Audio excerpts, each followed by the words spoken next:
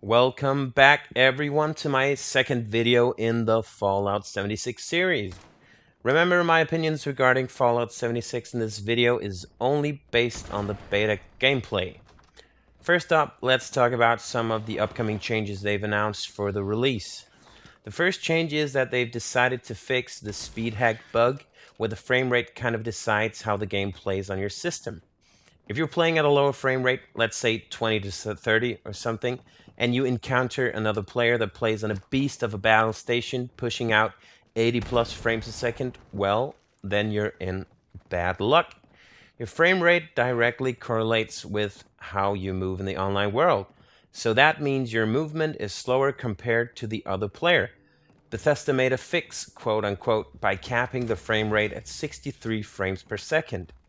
This kind of evens out the playing field, so to speak. Do I agree with this decision? Well, no. If you're one of the lucky ones owning the newest hardware, then they're kind of holding your computer back, so to speak. It's like putting a limiter on a race car during a race, and that's just silly if you ask me. The next big thing that's been blowing up about Fallout 76 is the field of view slider, or to be precise, the missing field of view slider. Not only do they limit your frame rate, now they're going to have a fixed field of view at around 80. And for many people, this low field of view can actually cause motion sickness. 80 sounds like an improvement over the last beta session, but I'd still like to see that the player gets to configure this setting on his own. I personally like to have my field of view at around 95 to 105 depending on the game. I've always felt like all Fallout games have been a bit too much up in my face with the low field of view, so hopefully they'll add a slider later on in an update. So back to the actual gameplay. I continued playing the story missions and some of the countless side missions, and it brought me further south on the map. I had to do a bit of walking, so I really got the time to explore the environment on my way to Charleston. I tried more of the public events and I learned a valuable lesson. These events are much easier when you're not alone, so I recommend playing these events if there are any other players around or if you're in a 4-man squad.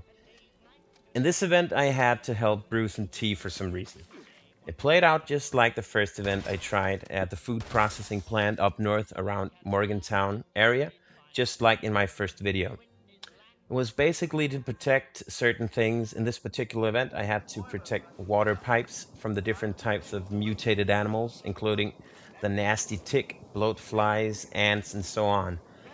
When I played this by myself, I quickly found out that it was much easier just to stand and guard one of the pipes rather than running between the 3 locations and using all of my action points on the actual running part. So, if you're by your lonesome, I'll definitely recommend following my advice. Stick to only one of the locations, unless you're able to snipe some of the animals from afar.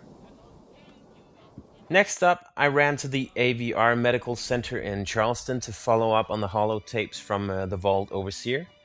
This story actually intrigues me because I really want to know what happened to her. You get a lot of background story on how she became overseer of the vault up north in Morgantown at the Vault-Tec University. So it's really fascinating to really burrow your head in her story. So I can't wait for the final release of the game to hear more about her.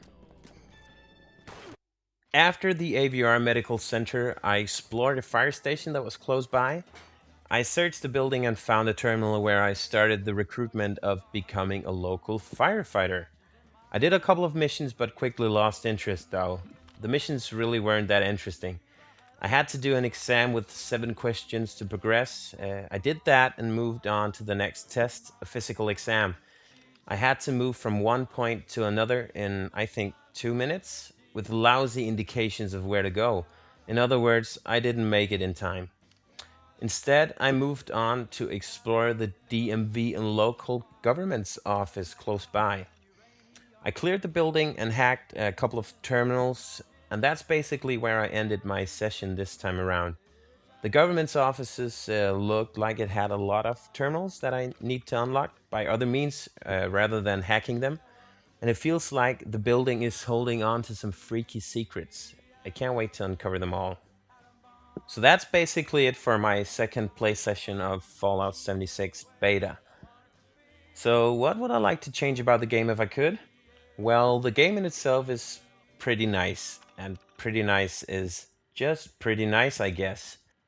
There's really nothing new about it compared to Fallout 4, except its size and it's an online game. It plays just as bad as the previous installation when you're in an area with a lot of buildings. The thing I think they should have done was to ditch the old game engine and buy a license to a more well optimized game engine. There's a lot of greater options out here today, and it's a shame they went with their old engine. And by old, I mean old AF.